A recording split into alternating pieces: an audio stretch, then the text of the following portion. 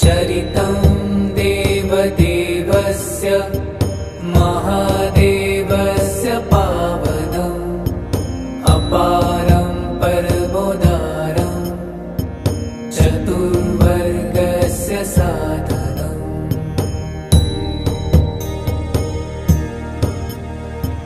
गौरीविनायकोपेतं पञ्चवक्त्रं त्रिनेत्रकम् शिवं ध्यात्वा दशभुजं शिवरक्षां पठेन्नरः।